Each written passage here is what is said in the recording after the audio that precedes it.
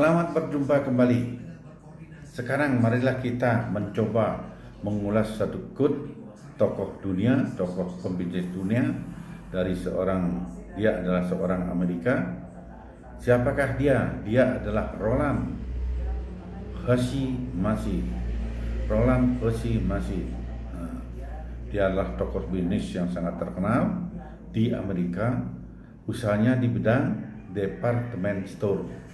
Jadi barang-barang yang disiapkan untuk para relasinya yang berupa dalam toko-toko besar.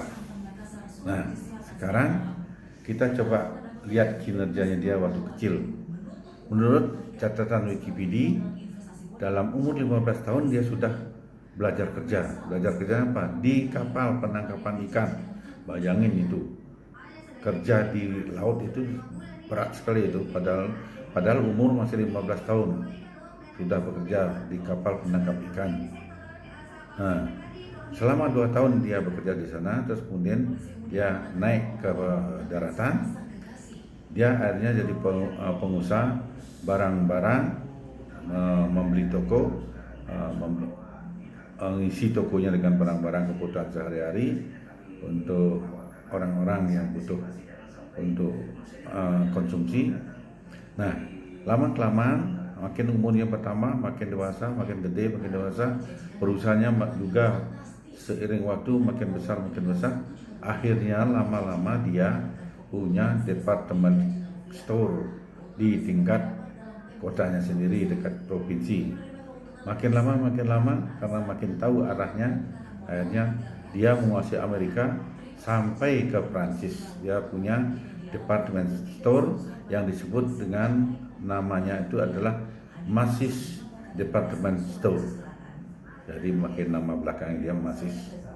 Nah, yang kita perlukan sekarang ini bukan riwayat hidupnya, bukan perusahaannya, tetapi kita perlukan sekarang good-nya, falsafah hidupnya Macy ini seperti apa. Dia bisa sukses, terkenal sampai tokoh dunia bisnis. Apakah filsafat hidupnya? Dari beberapa filsafat hidupnya saya tarik satu saja yang saya agak senang mengulasnya, yaitu dia bilang begini: kalau kita jadi pembisnis, kalau kita menjadi pengusaha, kita harus mengenal betul barang apa yang kita produksi, harus dikenal betul segalanya, baik sifatnya, wujudnya, segala macamnya. Terus kemudian yang kedua, kita harus siap menjadi pelanggan publik yang bermanfaat. Artinya apa? Ya artinya konsumen itu kan kita harus layani dengan baik. Jangan sampai dia kecewa, dan berguna bagi kedua perusahaan lah. Perusahaan juga iya, bagi pembeli juga iya, sama-sama menguntungkan. Sebab kalau perusahaan tidak menguntungkan, ya niscaya juga perusahaan itu akan bangkrut. Nah itu ada falsafah hidup daripada Roland Macy. Sekarang coba kita urai, kita bawa ke masyarakat kita di Indonesia. Ya, tidak usah terlalu tinggi-tinggi, kita cari aja yang tingkat kecil-kecilan. Nah, seperti contoh sekarang kita ambil contoh yang paling gampang di Denpasar. Di Denpasar ini ada departemen store khusus seperti itu, yaitu Grasindo. Grasindo itu ada menyediakan buah-buahan, ikan, daging, terus sayuran, semuanya serba segar. Nah, tapi harus dipahami seperti apa yang dibilang oleh Macy, harus dipahami apa yang kita produksi, apa yang kita jual, harus dipahami sifat-sifatnya.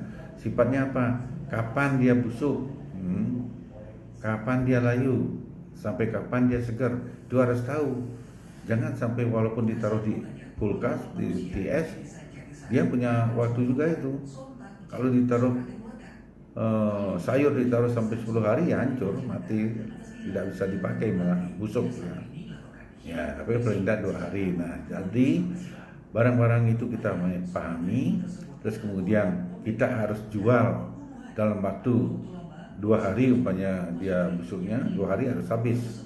Nah, kalau tidak habis gimana kiatnya? Harus dicarikan kiat supaya habis. Ya paling tidak mungkin keuntungan dikurangi. Nah, contohnya apa?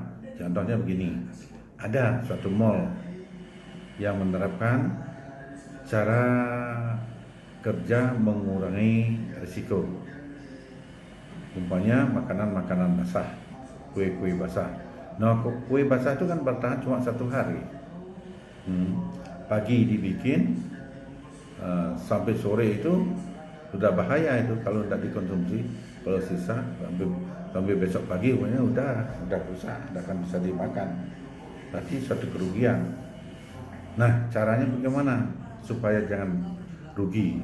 Ya rugi pun tidak terlalu banyak gitu.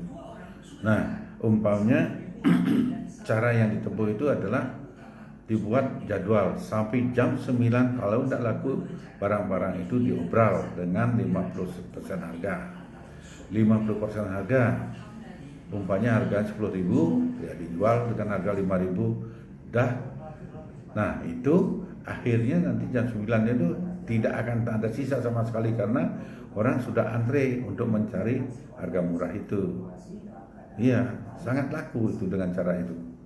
Nah, artinya perusahaan yang tadinya harus rugi 10.000, tapi ya mungkin rugi juga tapi tidak 10.000 karena harga pokoknya mungkin 55, keuntungan yang bertengkar 30%, berarti 8.000. Terus kemudian ya kita menjadi ruginya 2.000.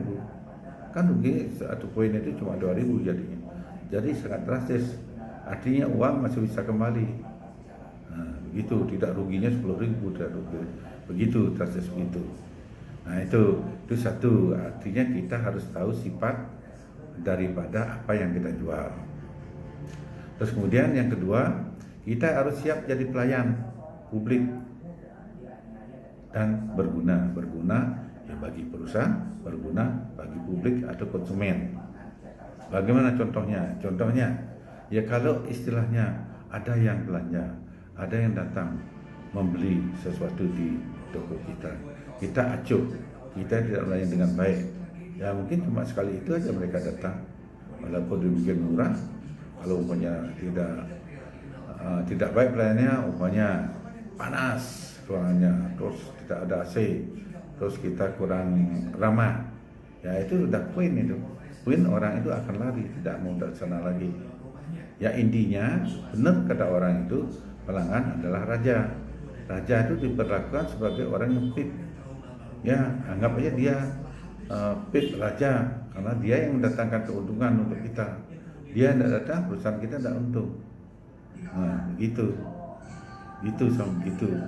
itu yang harus diperlakukan. Nah jadi dari kedua kutnya itu, mengenal produksi dengan baik, siap menjadi pelayan publik yang baik dan bermanfaat, itu sudah banyak diberlakukan oleh masyarakat kita di Indonesia, di Bali khususnya. Ya demikian para milenial, mudah-mudahan bisa disimak apa yang saya sampaikan sebagai inspirasi untuk Anda mulai berkarir kalau ada yang berwira swasta. Sampai bertemu kembali. Terima kasih.